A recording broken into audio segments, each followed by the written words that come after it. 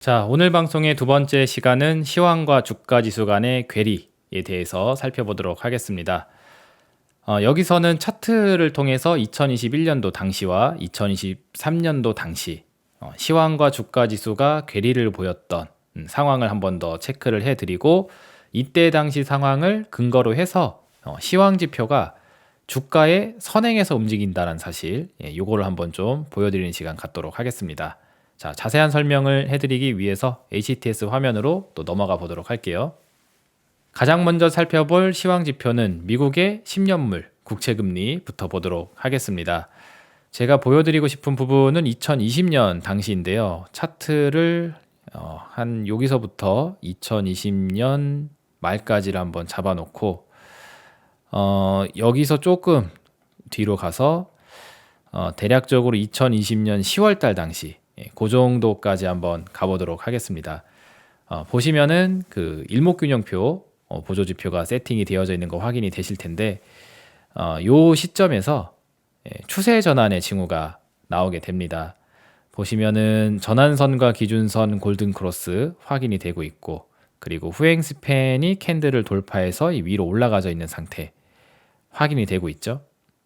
그래서 2020년 10월달 당시에 이 금리 지표가 변화하려고 하는 모습이 나타났다라는 사실, 여기에 포커스를 좀 두고 설명을 드리려고 해요. 좀 더 디테일한 설명을 하기 위해 요 2020년 연초를 먼저 좀 설명을 해드려야 될 것 같은데, 코로나 팬데믹 이슈가 있게 되면서 세계적으로 경기가 힘들어졌다. 그래서 우리 금리를 한번 내려보자. 그래서 경제를 한번 부흥시켜보자 라는 그런 분위기가 있었습니다. 그래서 그때 당시 미국이 제로 금리로 기준금리를 확 내리게 되었었고, 그래서 채권 금리도 동반 하락을 이렇게 쭉 하게 됐죠. 그래서 만들어진 게 요 금리 하락 되겠습니다. 그래서 거의 제로 금리 수준, 10년물 국채 금리가 0.5% 수준까지 떨어지게 돼요. 그래서 싼 값에 돈이 이제 풀리게 되니까, 저금리로 이제 막 대출을 해주는 시대가 되니까는 자산 시장에 이제 버블이 생기게 됐었고, 그게 코로나 바이러스 이후에 생긴 유동성 장세 되겠습니다. 그 시간 동안 이제 주식 시장이 엄청나게 행복했었죠. 그래서 저금리가 지속되는 이 시간 동안 세계적으로 주가 지수가 폭등적으로 상승을 하게 되었는데, 제 옛날 방송을 쭉 보신 분들은 아시겠지만 이 유동성은 분명히 끝이 있다. 제가 좋아하는 말 중에 하나가 Nothing lasts forever. 이 세상에 영원한 건 없다 라는 말인데, 이 저금리 기조도 분명히 끝이 있을 것이고, 이 저금리 기조가 멈추게 될 때 상당히 불편한 상황이 올 수 있음을 많이 얘기를 드렸습니다. 왜 그러냐면은 저는 이 코로나 팬데믹이라는 상황에 의해서 터진 이 유동성 잔치가 결국 시간이 지나서 빅 뎁 크라이시스라는 그런 위험으로 되돌아오게 될 거라는 생각을 오래전서부터 해왔기 때문에, 이 유동성이 걸어 잠기게 되는 그 시점, 그 시점에 대해서 되게 경계감을 가지고 있었던 입장이었습니다. 그래서 기억하실 분들은 기억하시겠지만, 이 코로나 유동성의 잔치가 계속 허락을 해줄 때 최대한 벌 수 있을 만큼 많이 벌어 놓으셔라. 그래서 아쉬움이 없이 수익을 내게 되게 되면은 이 유동성이 걸어 잠기게 될 때, 그때 멈춰야 되는데 그때 멈출 수가 있을 거라고. 근데 이 시간을 어설프게 보내서 충분히 돈을 못 벌고 시간이 끝나버리게 되면은 너무 아쉬운 나머지 멈추지를 못하게 될 거다. 그래서 이게 멈추지 못하는 자와 멈출 수 있는 자의 상황이 이제 미래로 가게 되면서 많이 바뀔 수가 있다는 이야기를 입버릇처럼 많이 했었습니다. 그래서 저는 이 지표가 바뀌게 되는 요 기술적인 징후들을 오래전서부터 이렇게 모니터링을 해오고 있었던 상황인 거고요. 그래서 금리 지표 같은 경우에는 여기서부터 살살 변화가 나오기 시작을 했어요. 2020년 10월서부터. 그리고 시간이 좀 지나고 나서 보시게 되면은 얘가 이제 이 파란색 구름대 지역까지 이제 진입을 하게 됩니다. 그게 2021년도 되게 되면서 진행이 됐던 거고, 그 이후까지 좀 더 보시면은 이렇게 구름대를 뚫고 올라가는 모습까지 확인이 됐던 게 2021년도 3월 달 되겠습니다. 그래서 일목균형표의 추세전환 징후 5가지 이게 다 완성이 됐던 게 요 시점이죠. 일목균형표 강의 그 영상 보신 분들은 무슨 얘기하는지 잘 이해가 되실 겁니다. 예, 그래서 2020년 10월부터 2021년 3월이라는 시간까지 보시면은 금리 차트가 상승하면서 뭔가 변화의 기운을 내고 있었다라는 거죠. 그래서 시황 지표는 먼저 이렇게 어떻게 보면 시그널을 내주고 있었던 모양입니다. 근데 이때 당시가 코스피가 3,000포인트를 돌파하고 막 3,300을 향해서 막 올라갔었던 그런 시간이에요. 예, 그러다 보니까는 이 주가 지수의 포인트만 보시는 사람들 입장에서는 여전히 장이 강하다. 그리고 뭐 2,300포인트, 뭐 혹은 뭐 4,000포인트까지도 갈 수 있을 만한 기세이다. 이런 이야기들이 막 지배적으로 나오게 됐던 겁니다. 그러니 또 시황을 기준으로 해서 상황을 보는 자와 그렇지 않은 자의 체감 지수가 이때도 벌어지기 시작을 했다라는 거죠. 그리고 시간이 좀 더 지나서 보시게 되게 되면은 그 이후에 요 금리 차트가 이렇게 살살 내려오게 됩니다. 그래서 대충 보시면은 21년도 6월 달까지 이렇게 내려오는 모습이 확인이 되죠. 그리고 코스피 지수가 최고점 상투를 찍었을 때가 바로 21년도 6월 25일 3,318포인트. 그게 여기입니다. 그래서 가만히 보면은 이 금리 지표는 추세 전환 신호를 완성해 놓고 이렇게 살짝 눌려 있는 상태. 그죠? 이미 금리 차트의 모양이 바뀌었잖아요. 상승으로 전환이 됐으니까. 그래서 이런 변곡점을 나타내 주고 있었는데 지수는 신고가. 만약에 지수가 이 변화에 맞춰 가지고 동시간대 같이 반응을 해줬다.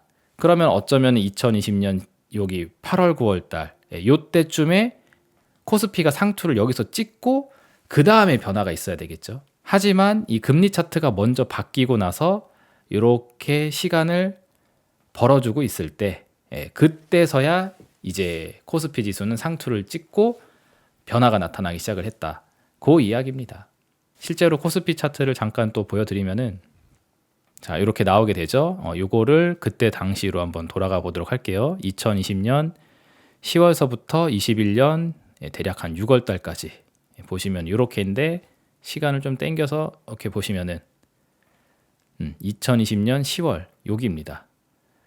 여기서부터 뭔가 이제 변화가 나오기 시작을 했다고 했잖아요. 금리 차트에서는. 근데 이때 당시 코스피 지수는 2,500포인트 아래에 있다가 2,500을 뚫고 600을 뚫고 700을 뚫고 3000을 뚫고 여기까지 간다고요. 그리고 나서 살짝 눌리는 듯 했으나 또 고점을 경신하고 신고가 랠리. 그래서 6월 25일을 기점으로 해서 3316포인트. 요거를 딱 찍게 되면서 이제 상투를 찍고 이제 내려오기 시작을 했다라는 겁니다. 그래서 요 똑같은 시간 있죠. 2020년 10월서부터 2021년 6월 정도 되는 시간까지 금리 차트는 이미 추세를 바꿔서 올라갈 태세를 보여주고 있었었는데 주가 지수는 금리 차트가 변하고 있다는 그 엄중한 사실을 무시해버리고 오히려 더 가열차게 상승을 하면서 이런 시세를 연출했다. 그래서 시황 지표가 바뀌고 있다는 거에 대해서 사람들이 경계를 하지 않았어요. 이 시장이 이렇게 좋은데. 그래서 체감 지수가 이제 벌어졌던 시기가 바로 그 시간입니다. 그래서 당시에 뭐 주가 지수가 이렇게 잘 나가는 시간 중에 제가 좀 재수없는 이야기를 많이 했었었죠. 지수가 좀 많이 안 좋을 것 같다. 뭐 6개월이 넘어가는 시간 동안 지수는 30% 이상 내려갈 수 있을 것 같다고 그런 이야기를 하면서 고독한 시간을 많이 보냈죠. 들어주는 이가 별로 없었으니까. 뭐 지금도 좀 비슷하고 시황과 관련된 지표들은 23년도 들어서도 그렇고 24년도 들어서도 변화가 나타나고 있는 상태인데 증시를 떨어뜨리는 입장으로 변화가 나타나고 있는 상황인데 뭐 요즘 지수 상황이 여전히 견조하다 보니까 시황 지표가 바뀌고 있다는 거에 대해서 대다수의 사람들은 별 관심이 없습니다. 그래서 이때도 똑같이 금리 차트의 변화에 무색하게 지수가 계속 가열찬 상승을 보이면서 시황이 만들어내고 있는 체감 지표와 주가 지수가 실제로 만들어내고 있는 체감 지수가 달라지고 있었던 시간이 있었다. 근데 그 이후에 어떻게 되셨는지는 뭐 잘 아시죠? 21년도 6월 달에 상투를 찍고 그 이후서부터 코스피 지수는 지속적으로 하락을 했고 21년도 10월 달 당시 2100포인트 수준까지 떨어지게 됐습니다. 만약에 시황 지표가 변하는 걸 가지고 경계감을 좀 가졌더라면은 추후에 나오게 되는 이 하락장에 대한 부분을 좀 잘 대비할 수 있었겠죠. 자, 원달러 환율도 예전으로 돌아가서 2020년 말에서 2021년 초까지 흐름 한번 좀 보시면은 대략적으로 이렇게 차트를 보실 수 있겠습니다. 2021년도 5월 달 정도 확인을 해보시게 되게 되면은 여기서 전환선과 기준선의 골든 크로스, 후행 스팬의 캔들 돌파, 이런 모습이 확인이 되고 있죠. 그래서 21년도 5월이네요, 얘는. 21년도 5월 달 들어서 원달러 환율에 뭔가 변화의 분위기가 감지가 됩니다. 그동안은 이렇게 쭉 떨어져 오게 되면서 이 시간 동안 코로나 유동성 장세 쫙 진행이 됐었었죠. 근데 20년도 12월 저점을 찍고 나서 그때서부터 이렇게 변화가 나타나기 시작을 해서 21년도 5월 달이 되게 되니까 후행 스팬이 캔들 위로 올라오고 전환선과 기준선의 크로스가 나타나기 시작을 했어요.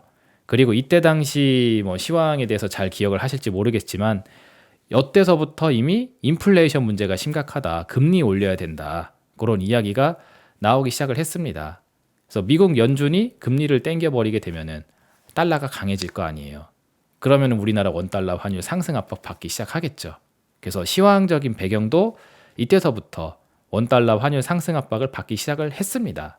그래서 달러는 강해지고 원화는 약해지면은 달러 선호 현상에 의해서, 즉 제네시스 풀옵션 선호 현상에 의해서 아반떼 깡통, 원화는 팽개쳐버리는 그런 흐름이 또 나오게 되잖아요. 그런 배경 속에서 또 증시가 좋기가 힘들겠죠.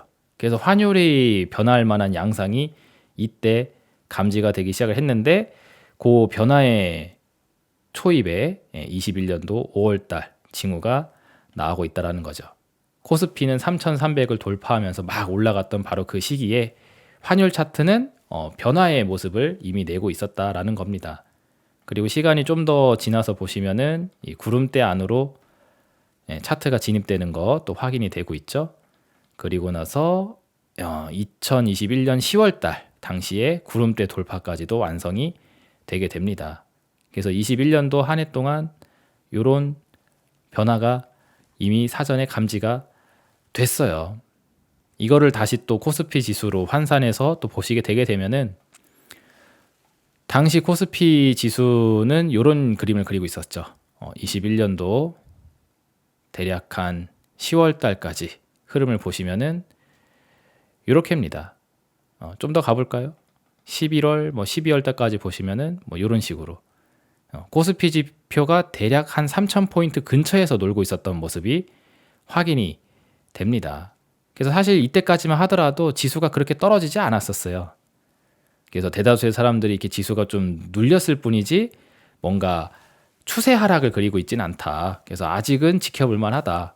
이런 분위기가 팽배했었는데 아까도 말씀드렸지만 환율 지표는 이미 변곡점이 나타나기 시작을 했고 그보다 훨씬 더 전 금리 차트가 변하면서 코로나 유동성의 종식의 신호를 시황으로서 먼저 내줬다라는 거죠. 근데 그 시간 동안 지수는 이렇게 상승세를 더 보이면서 올라갔었다라는 사실.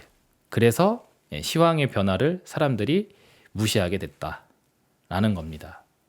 그리고 이런 어떤 태세를 만들게 된 데에는 또 중요한 흐름이 있었어요.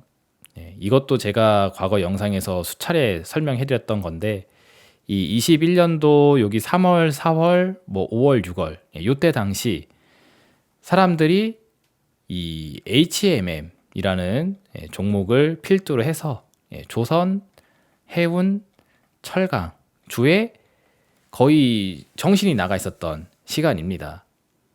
저런 종목들이 주가가 막 올라가게 되니까는 저거 빨리 사야 된다고, 저평가주라고, 저 PER주라고 하면서 열풍이 불었단 말이에요. 그래서 이 관련된 종목 뭘 사야 되는지 고민하는 시간들이 계속되고 그것 때문에 지수가 더 땡겨 올라갔다는 거죠. 그래서 이런 조선해운 철강 관련된 종목들의 단독 상승 랠리가 진행이 되면서 지수를 끌고 올라가 버린 겁니다.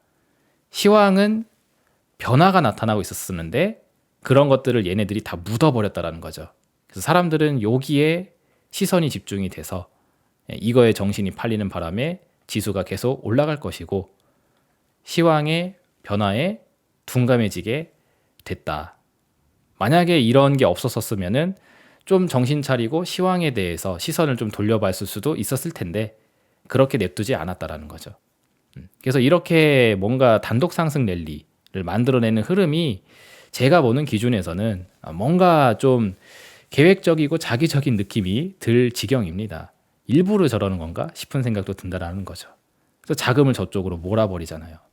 그래서 그렇게 자금을 몰아냈더니 어떻게 됐는지는 여러분들 뭐 잘 아시죠? 주가가 완전히 박살이 나지 않았습니까?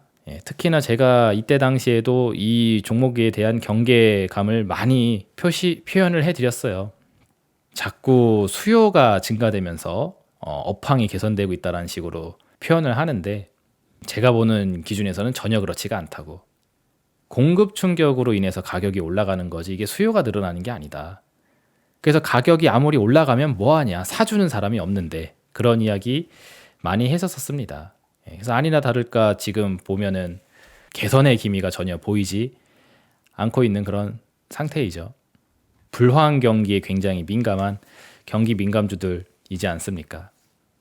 그래서 불황 사이클에 의해서 어떻게 보면 최대 피해가 될 수 있는 그런 산업에 해당되는 종목들을 억지성 근거를 가지고 업황 개선이 일어나고 있다. 해운 운임이 올라가고 있다. 뭐 이런 표현, 뭐 철강 가격이 올라가고 있다라는 걸로 어떻게 보면은 이제 좀 호도를 한 거죠. 그로 인해서 개인 투자 자금이 쏠리면서 상승 시세를 만들어 버렸고 그 광폭적인 그런 분위기에 지수가 가지 말아야 될 자리까지 올라가게 되면서 시황의 경계감을 무너뜨리게 했다.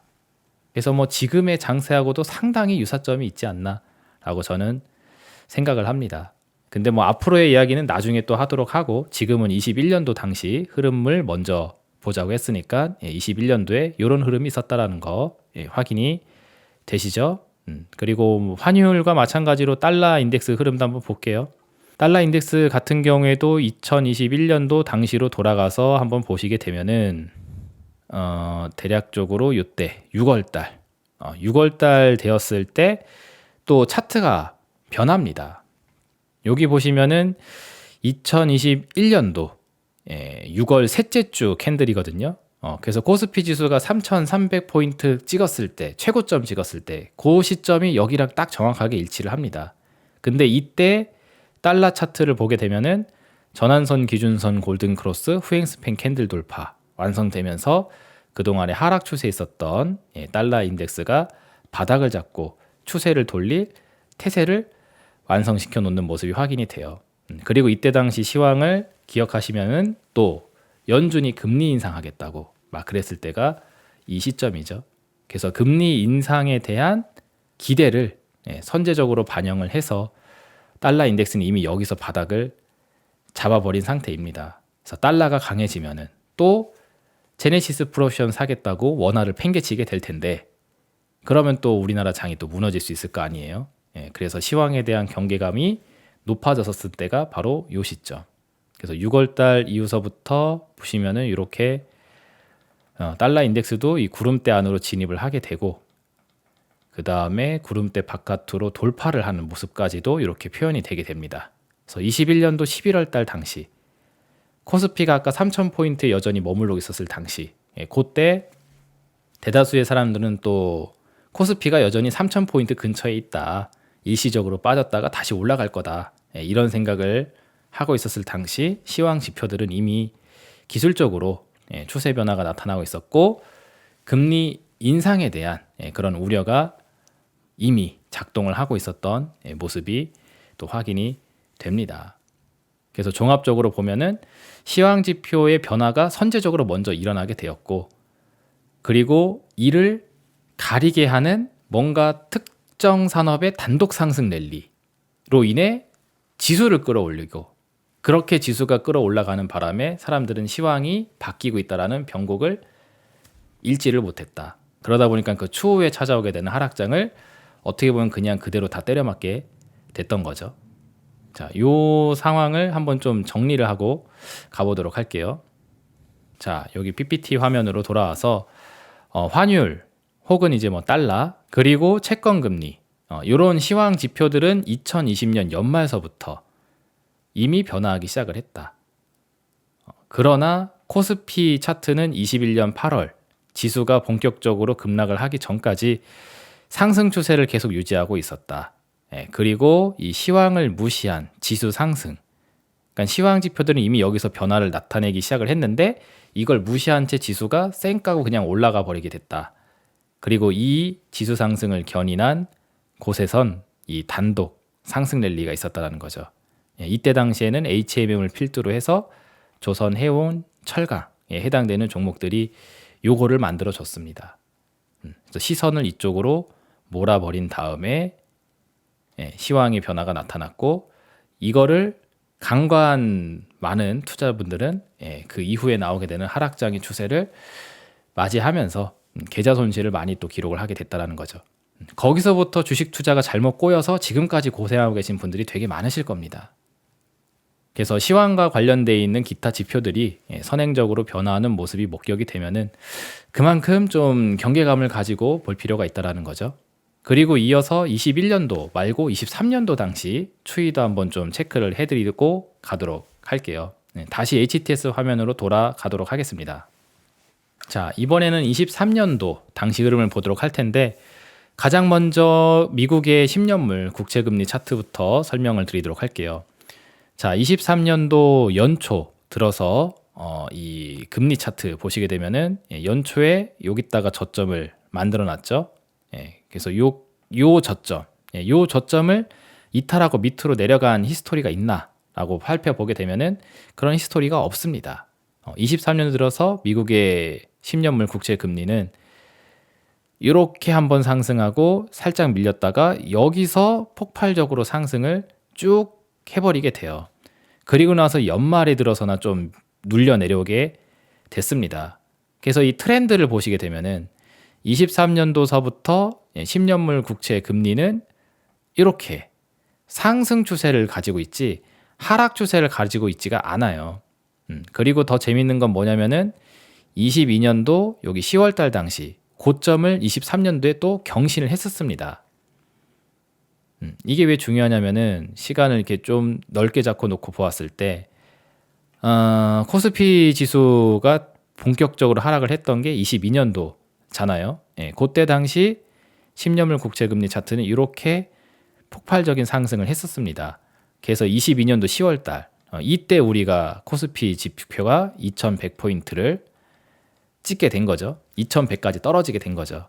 얘가 이렇게 크게 상승하게 되면서 거꾸로 움직이니까. 그래서 코스피가 2100포인트를 찍었던 요때 당시 미국의 10년물 국채 금리는 여기다가 최고점을 찍어놨습니다.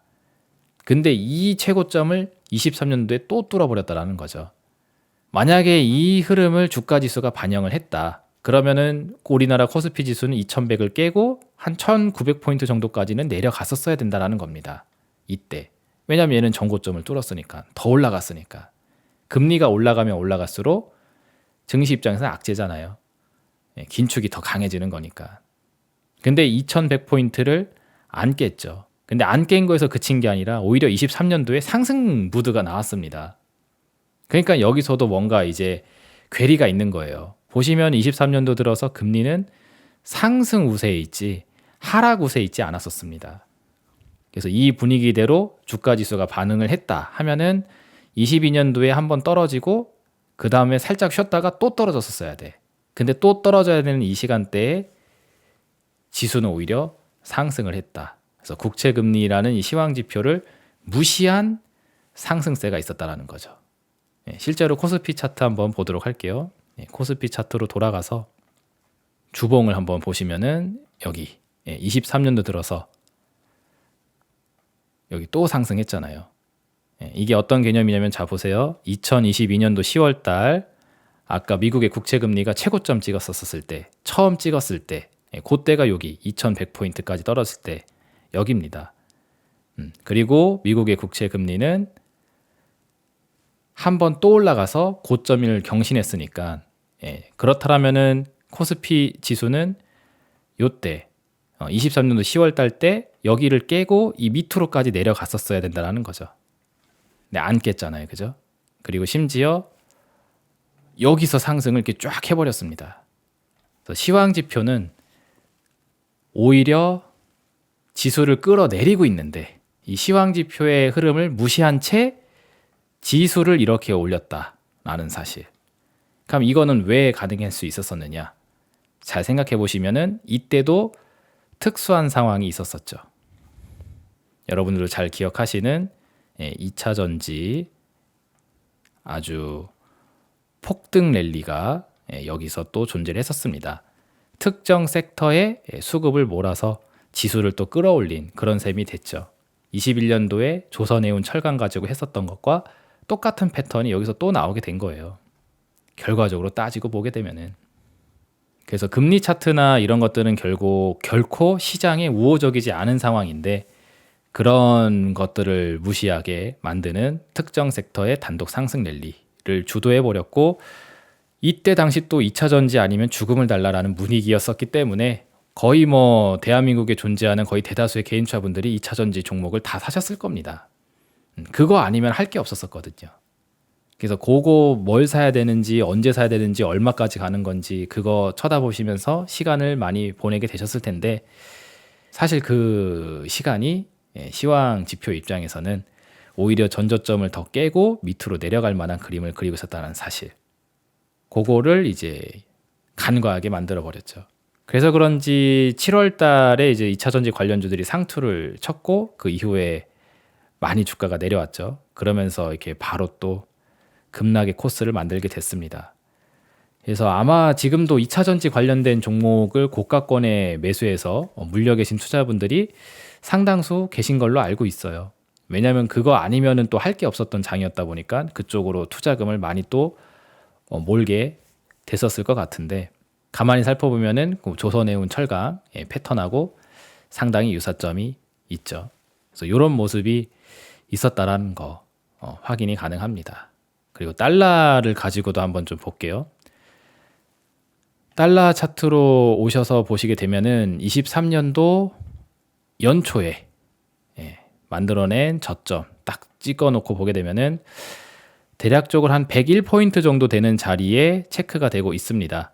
그래서 달러 인덱스가 이때 저점을 찍고 나서 현재까지 추이를 보게 되면은 이 밑으로 내려간 이력이 없어요. 그러니까 달러가 떨어져 내려오면서 지수가 올라간 게 아니라는 거죠. 달러는 여기 박스권 부근에서 왔다 갔다 하면서 횡보를 하고 있었을 뿐이지 결코 하락 추세를 그리지 않았습니다. 근데 지수는 거꾸로 상승을 하면서 올라가게 된 히스토리가 있다라는 거죠. 그래서 22년도 당시에 달러 인덱스가 강해지는 이 시간 동안 지수가 많이 무너지게 됐는데 그리고 나서 살짝 내려왔다가 여기서 횡보를 하고 있을 뿐입니다. 그러면 주가 지수 같은 경우에도 2100까지 이렇게 떨어졌죠. 그 다음에 살짝 올라서 대충 한 2300 정도 반등한 다음에 여기서 횡보를 하면서 시간을 보내야지 어떻게 보면은 달러 인덱스에 맞는 주가 지수라고 볼 수가 있어요. 근데 잘 아시다시피 23년 들어서 지수는 살짝 상승을 하면서 추세를 위쪽으로 올려나가는 모습이 확인이 됐죠. 그러면서 또 시황 지표가 얘기해주고 있는 상황과 실제 주가 지수가 괴리를 갖는 모습을 23년도에도 똑같이 보여줬습니다. 그리고 이런 상황이 가능했었던 이유는 2차 전지 상승 랠리가 있었기 때문에 그 달러 인덱스 살펴봤고 그 다음에 이어서 원달러 환율도 이어서 한번 봐보세요. 원달러 환율 같은 경우에는 더 심각합니다. 23년도 연초에 환율은 여기다가 저점을 찍어놨어요. 1220원 정도 되는데 이 1220원 저점을 찍고 나서 그 이후에 환율 차트 봐보시면은 이렇게 저점 계속 위로 올리고 있고 고점 추세선도 계속 위로 올리고 있는 그런 모양입니다. 그래서 트렌드선이 이렇게 우상향으로 올라가고 있는 상태이지 결코 떨어진 게 없어요.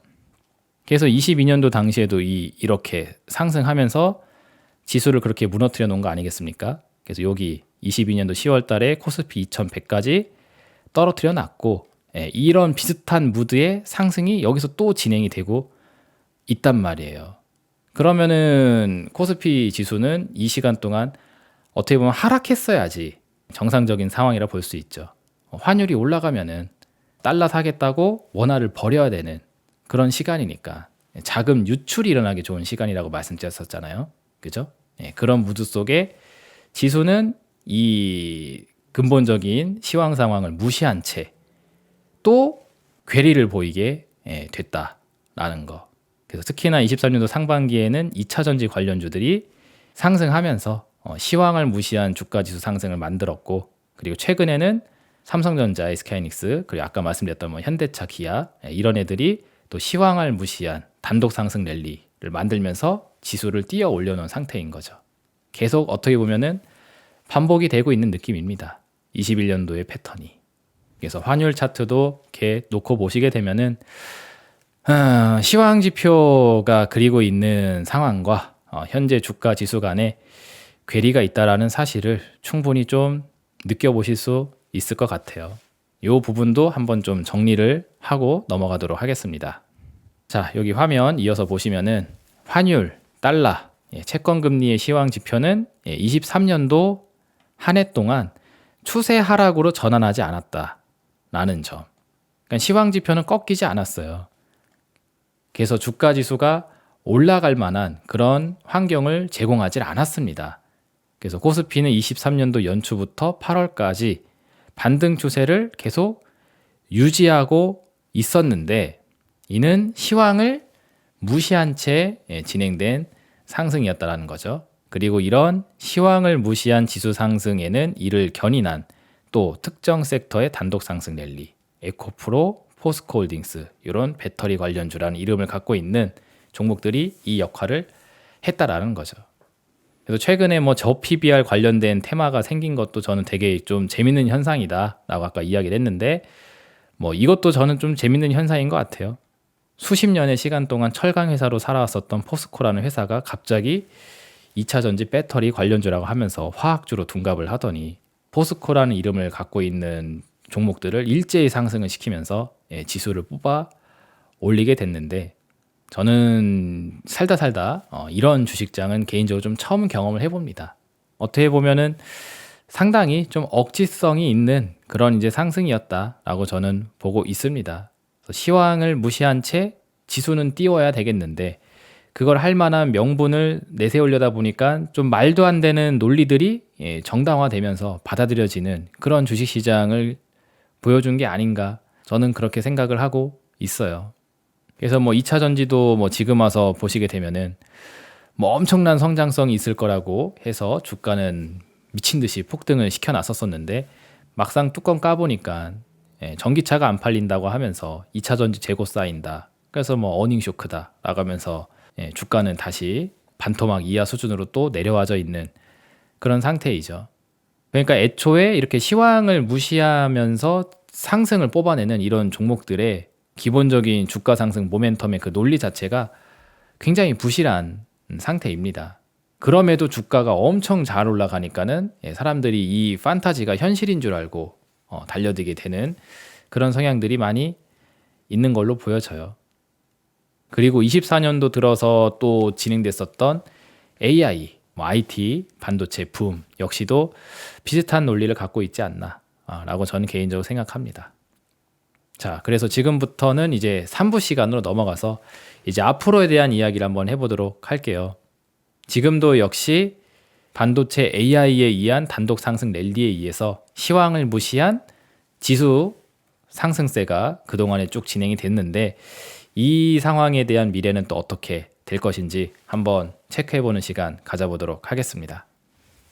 자, 이제 드디어 마지막 시간입니다. 마지막은 앞으로의 미래에 대해서 한번 살펴보도록 할 텐데, 빅테크 기술주로 불리는 이런 종목들 역시도 제 생각에는 과거를 반복하게 되지 않을까 생각하고 있어요.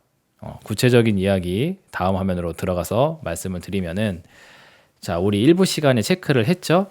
달러, 환율, 유가, 금리 등 시황 지표는 이미 24년도 들어서 모두 상승하고 있는 상태입니다. 자, 근데 삼성전자, SK하이닉스 같은 이런 코스피 시총 상위 종목들이 AI 산업에 대한 성장성, 여기에 낙관론을 가지고 주가를 상승시켰다는 거죠. 그러니까 AI 시대가 되고 4차 산업의 시대가 되면서 이런 반도체 칩들이 굉장히 유망하게 될 거다. 그래서 미래에 수요가 엄청나게 있을 거니까 그 미래에 대한 가치를 현재 주가에 반영을 시켜서 주가 상승을 쭉 진행시켰다라는 거죠. 나스닥의 빅테크 주들이 그렇게 올라가게 된 거고 그 분위기가 우리나라 시장에서 똑같이 전이가 됐다라는 겁니다. 그래서 코스피 지수가 이에 끌어올려졌죠. 삼성전자, SK하이닉스가 시총 최상위 주니까. 그러면서 나오는 현상, 또 시황지표와 이격이 벌려졌다라는 거. 24년도 들어서 시황지표들은 주가를 떨어뜨리고 있는 상태인데 이런 단독 상승 랠리로 지수가 끌어올라가다 보니까 또 격차가 벌어졌다라는 거죠. 또한 올해 2월에는 또 현대차, 기아 같은 종목들이 저 PBR 테마라는 이유로 또 삼성전자, SK하이닉스 시세에 또 부족한 부분들을 또 채워주는 모습을 또 보여줬습니다. 그러니까 삼성전자, SK하이닉스만 가지고 지수를 땡겨 올리면은 너무 좀 염치 없다고 생각을 했는지 이런 현대차, 기아도 같이 올려주면서 코스피 지수 상승을 또 이끌어 줬다라는 거죠. 그래서 다시 정리해서 말씀드리면은 일부 시간에도 얘기 드렸죠. 삼성전자, SK하이닉스, 현대차, 기아 같은 시총 상위 소수 종목의 수급을 몰아버려가지고 만들어낸 상승장. 그리고 이 상승 무드는 시황을 무시하고 있다라는 점입니다.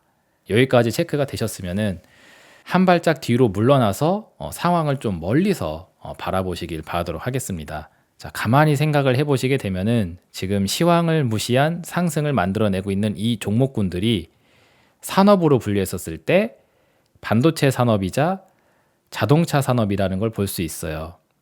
우리나라를 대표하는 종목이라고 볼 수 있죠. 근데 요 반도체 자동차들이 대한민국 수출 산업의 핵심이자 대한민국 경제의 상징적인 존재라고 볼 수가 있습니다. 우리나라 수출품 이야기하면 반도체 자동차가 가장 최상단에 나오잖아요.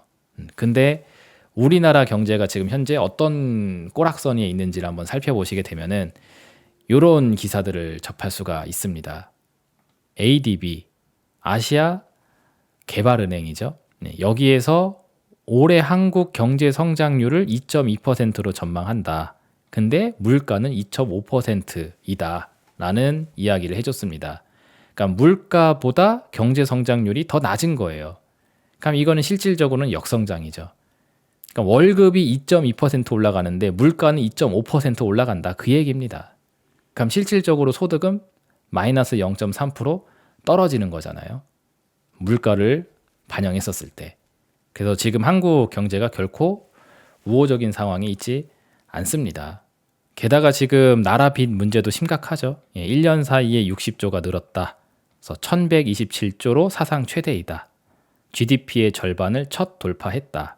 그래서 역사적으로 경험하지 못한 한반도가 계속 그려나가지고 있습니다. 그래서 경제가 안 좋다고 하니까는 재정은 확대를 했는데 지금 그만큼 돈이 안 벌리고 있어요. 그러니까 정부가 돈을 쓰는 만큼 기업들이 일을 하고 가게가 일을 해서 세금을 내줘야지 그 세금을 바탕으로 해서 재정을 또 돌볼 수가 있는 건데 지금 세수 확보가 안 되는 거죠. 그만큼 지금 이 경제의 순환 속도가 떨어져 있다. 불황경기 속에 있다라는 걸 볼 수가 있습니다. 그리고 그렇게 주가가 좋은 SK하이닉스 같은 경우에는 이것도 많이 이야기했죠. 23년도 그 4개 분기를 진행하는 시간 동안 연속 적자를 기록을 했어요. 그래서 23년도 총 손익계산을 따져보게 되면은 마이너스 영업이익 적자를 기록을 한 상태입니다. 순이익도 마이너스이고요. 그래서 4개 분기 연속 적자를 일으키던 그 시간 동안 주가가 그렇게 올라가게 된 겁니다. 미래에 대한 성장성이 있다는 이유로. 그래서 이건 또 한편으로 보면은 펀더멘털을 무시한 주가 상승이기도 하죠. 그래놓고 이제 24년도에 흑자 전환을 성공할 수 있을까? 이런 이야기를 하고 있습니다. 그래서 최근 들어서 반도체 업황이 개선되고 있다라는 이런 분위기, 이런 무드 때문에 주가가 좋아지고 있는 거다. 이런 식으로 이해하고 계신 분들이 계시는데 전혀 그렇지가 않아요. 23년도서부터 삼성전자도 그렇고 SK하이닉스도 그렇고 어닝 쇼크에 진입을 했고 아직 개선을 하지 못하고 있는 상태입니다. 지금 이 흑자 전환에 대한 기대는 이전에도 많이 이야기했지만 감산을 해서 비용을 줄여서 만들어내는 흑자 기조라고 설명을 해드렸죠. 빵집으로 설명을 해드리면은 빵이 안 팔려서 더 이상 빵을 찍어낼 필요가 없으니까는 오븐을 팔아버리고 제빵사를 해고시켜버려서 비용을 줄여버린 다음에 그런 다음에 흑자를 기록하려고 하는 상황. 외형을 축소하면서 발생 시기인 불황형 흑자 전환이다라는 이야기를 해 드렸습니다. 근데 주가는 고공행진, 시황을 무시한 상승. 이게 되어 있다라는 거죠. 그리고 오늘 방송에서 좀 화두가 됐던 게 중동 전쟁이니까 요거 이야기도 잠깐 해드리면은 그 이스라엘이라는 나라에 그 인텔 반도체 공장이 있습니다. 근데 이게 전쟁 때문에 생산 가동에 차질이 생기게 되게 되면은 시스템 반도체 쪽으로 공급이 줄어들게 돼요. 그러면 상대적으로 메모리 반도체 같은 경우에는 공급 과잉 현상이 생기게 됩니다. 그러니까 예를 들어서 PC 한 대를 만드는데 CPU 칩 하나당 뭐 메모리 칩 하나 이렇게 해서 이제 판매를 해야 되는데 CPU 칩이 없어. 그러면 PC를 만들지를 못하겠죠. 근데 메모리 칩은 남아 돌아.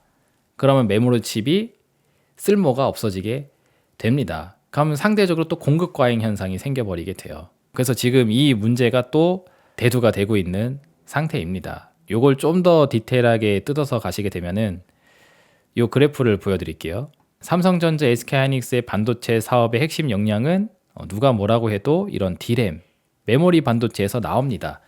일단 지금은 이걸로 돈을 버는 게 가장 캐파가 커요. 근데 지금 세계 경기 침체, 글로벌적으로 이제 수요가 악화되어 있죠. 그러니까 물건을 살려고 하는 사람이 없다라는 겁니다. 그러다 보니까 D램 가격은 감산 정책을 했음에도 불구하고 미약한 회복을 했을 뿐이에요. 그래서 실제로 여기 보시면 21년도 9월 달서부터 이렇게 계속 떨어지는 거 보이시죠? 물건을 사는 사람이 없어서 아까 빵집으로 이야기하면은 빵집에 손님이 안 와서 재고가 쌓이다 보니까는 빵 가격이 떨어지는 겁니다. 하루 지난 빵은 싸게 팔아야 되잖아요. 그래서 재고가 쌓이는 메모리 칩들을 이렇게 싸게 팔아 왔었던 게 지난 시간이었고 그 과정에서 어닝 쇼크가 나오게 됐다라는 거죠. 그래서 많이 만들어봤자 어차피 안 팔리니까는 생산량을 줄여버리자. 그래서 감산을 했더니 그나마 올라간 게 여기서 요만큼 올라갔다라는 겁니다.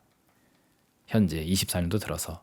그래서 이걸 가지고 지금 업황 개선이라고 이야기를 하고 있는 거니까 제가 보는 입장에서는 환장할 노릇이다라는 거죠. 그래 놓고 주가는 엄청나게 상승을 시켜놨고 근데 게다가 여기서 중요한 거는 이제 아까 중동 문제 이런 것들이 야기가 되게 되면서 상대적으로 메모리 칩이 많이 남아 돈다. 지금 CPU가 없어서 돌아버리겠는데 메모리 칩은 지금 너무 남아 도니까 이거 어차피 CPU 없으면 무용지물이니까 이거 다 있어봤자 소용이 없다. 라는 식으로 가게 되면 이제 메모리 칩 공급 과잉 현상이 이제 재현이 되게 되고 그러면 가격은 또 떨어지겠죠. 그러면은 이 회사들은 마진을 남길 수 있는 공간이 또 없어지게 됩니다.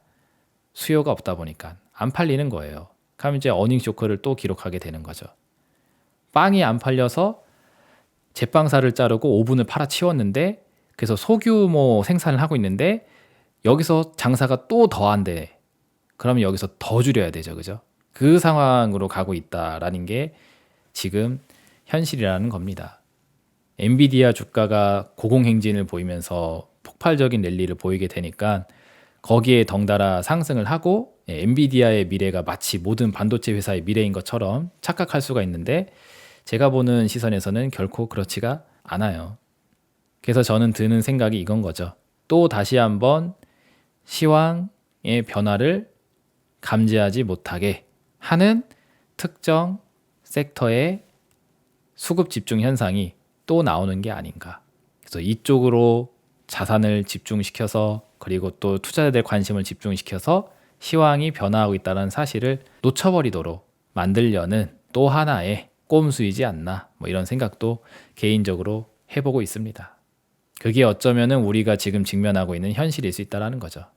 그래서 저는 여기서 과거에 했었던 이야기를 한 번 더 제시를 해드리려고 합니다.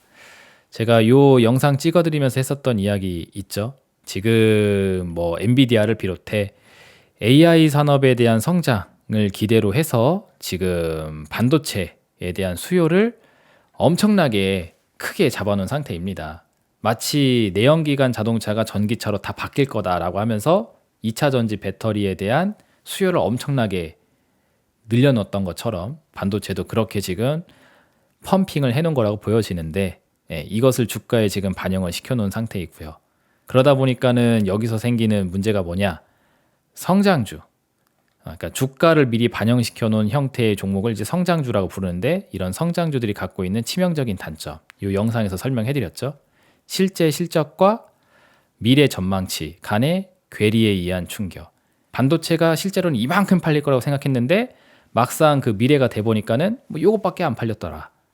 요런 거. 2차 전지가 엄청 팔릴 줄 알았는데 전기차가 안 팔려가지고 2차 전지가 지금 공급 과잉이다. 재고에 남아 돌고 있다. 이래 버리면은 가졌던 판타지 대비해서 현실이 처참해지게 되죠. 그거에 대한 괴리에 의한 충격, 실망 매물. 요거가 이 성장주들이 갖고 있는 아킬레스건이에요. 대다수의 성장주들이 주가가 빠질 때 이 문제로 빠지게 되게 됩니다.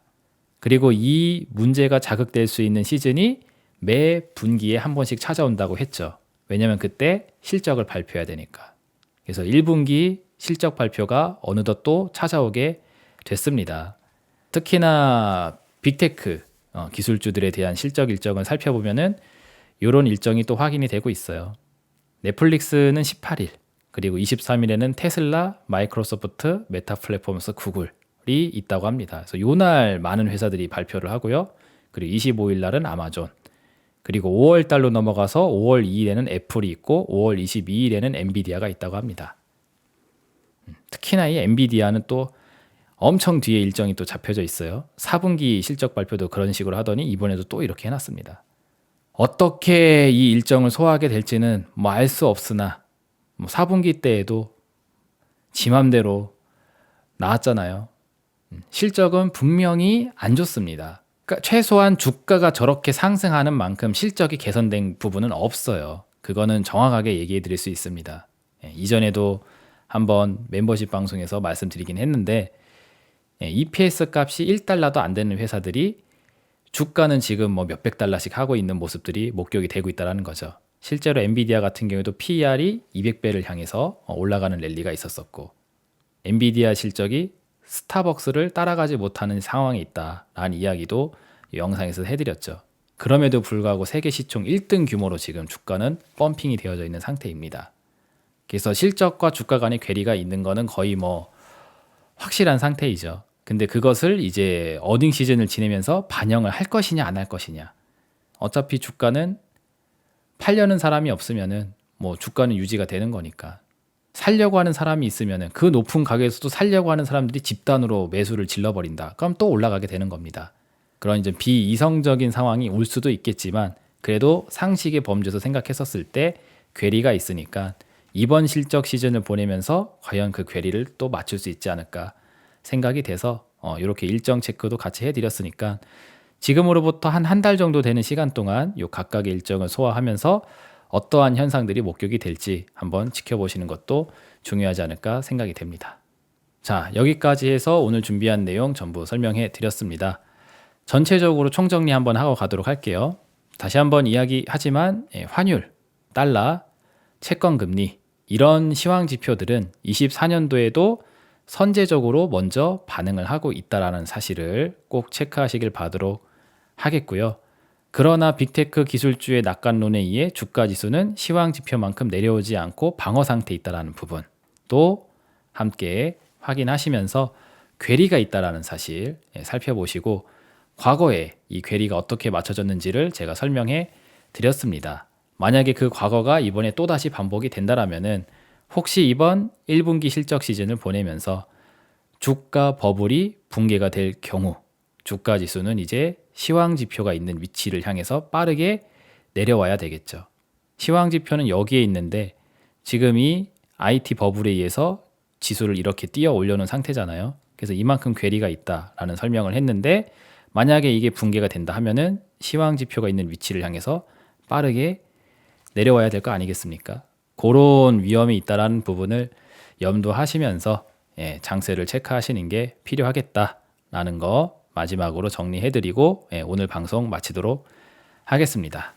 자, 그래서 오늘 영상에 특히나 시간 할애를 많이 해서 준비를 했는데 그동안에 말씀드렸던 내용을 좀 총정리하는 느낌도 있고 덩달아 미래에 대한 생각도 해볼 수 있는 시간이 충분히 되실 것 같아요. 아무쪼록 저는 시황을 중시 여기는 자와 그렇지 않은 자의 계좌 상황은 시간이 갈수록 계속 멀어지게 되는 미래가 될 거다라고 생각하면서 21년도서부터 지금까지 같은 길을 바라보고 걸어가고 있는 상태입니다.